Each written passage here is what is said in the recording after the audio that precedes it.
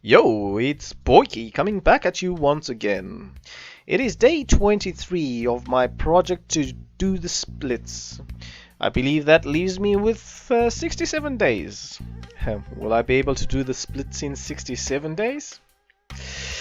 Well, stay tuned to find out. Anyway, on to today's video. Ever since I got my kettlebells, I've been meaning to try out this exercise. I don't know what they're called, I'll just call them leg abductor flies. They one of the exercises Thomas Kurtz recommends in his Flexibility Express DVD, and I've been itching to try it out. My first try was hard. I thought I was going to do something like 10 reps on this here. I only managed to do 3. I suppose in part it's the weight of the kettlebells. Those are 8 kilo kettlebells. It probably would have made more sense for me to have ordered 4 kilos, but I thought I could manage 8, and the unfortunate part about kettlebells is they are fixed weights, so if it was too light, I'd be stuck with them basically, and it would be quite hard to find a way to increase the weight. Whereas with 8 kilos I can actually grow with the weight. I don't know if that was the best decision or not, but it is what it is. I had 8 kilo kettlebells and that's what I had available to use. Trying the abductor flies, by the time I got to 3 reps, that was about it. The muscles just got exhausted, so instead of pushing myself, I figured just do 3 reps, you know, and just try and get the feel for the exercise, get used to it, and then later on we can see about increasing the rep range. The first 2 sets were a bit tricky because of, if you notice the table that I'm using for support, the chairs were in place. So on this particular set, this third set, you can see I've removed the chairs to give me more space, and it made the exercise a bit more comfortable. I was able to try and stretch out a bit more, but with stretching out a bit more, there was also the problem of the weights feeling heavier because I'm moving more now by actually stretching as wide as I could. Bringing the kettlebells back together was a bit more of an effort.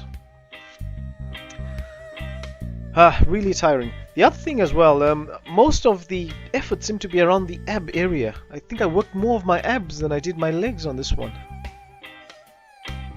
And another unexpected thing was my calf muscles. The inner part of my calf muscles, at about this point actually, they were really aching. You know, I was really feeling the burn in my calf muscles rather than anywhere else. It's really weird. But then I guess it's a different movement pattern, you know. It's a movement pattern I haven't experienced before. Anyway, at this point the calves were really burning. It was really hard. So I thought I'd use my hands to help out. Now the hands are doing 2 things. They're performing 2 functions here. One is to help me with the abductor because my calves were burning at that point. But 2 was to also help with the stretch. I was actually using my hands to try and pull my legs apart more, you know, to give me more of a stretch. And that's what you see happening there. There's a deeper, wider stretch. And then as we abduct, I was using the hands now to relieve the pressure off the knee and off the inner side of my calf, which was burning at that point. I really don't know why the calves were burning. It seems like somehow I ended up using them more than anything else. But that's it. You know, when you do an exercise you're unaccustomed to, a lot of muscles that you never thought would be activated do get activated. You can see my head peeping over there. That was a bit strange. But all in all, this exercise actually felt quite good. I really enjoyed it, and I'm looking forward to trying to work on it a bit more, get more reps, and you know, incorporate it. Anyway, from those leg abductor flies, I went back to basics. The 7-step wide deep squat. I've been doing this one for a couple of days, and it's kind of like a staple for the Flexibility Express program. I started off okay, but then by about the 3rd, 4th rep, I started feeling the discomfort in my left hip bone again. So again, that tells me something's just not right there. It wasn't pain per se, you know, it wasn't like painful or anything like that. It's just discomfort and just felt something's not right. So I figured on the next one, what I'll do is narrow the stance a bit more. Yeah, you can see me holding it. It was really, it's not painful, just not right. Something not right. So what I did is I narrowed the stance a bit more and focused more on trying to go deeper.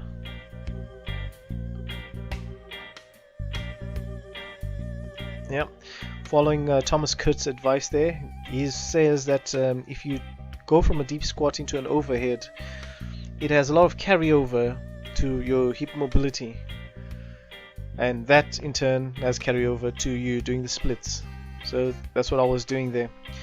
The narrower stance actually did help relieve the pressure off the left hip, so I wasn't feeling as much discomfort as I was when I was doing a wider stance, but the discomfort was still there nonetheless.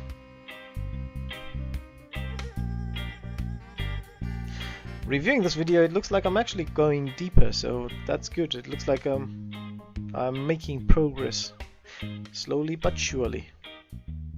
But anyway, the thing is, my left hip bone was still aching, so rather than keep on hammering at it, because I wanted, the key to me being successful at this project is consistency. And if I do get injured, you know, or carry on pushing on a part that is causing discomfort, it'll end up with me, you know, not being able to get the training in and not being consistent, you know, having to take days off, and then that's just going to hamper any progress. So instead of forcing that left hip bone, I decided to just move on to something else. What these were overhead squats. Again, Thomas Kurtz does say, you know, doing overhead squats has carryover to hip mobility, and that's what I was trying there. Again, a totally brand new movement pattern for me, and it was really quite difficult. It looks easy when I watch it in retrospect, but that was really tough for me. It's just unusual and an uncomfortable position, you know. Didn't have enough mobility, and I think the weight, again, those kettlebells are a bit too heavy for just starting out into something new like this. But anyway, it was all good fun. Tried out some new stuff, and I think I'm making some good progress. So, as always, to catch up and keep up, make sure to subscribe. Boyki, over and out. Oh, catch you on the next one.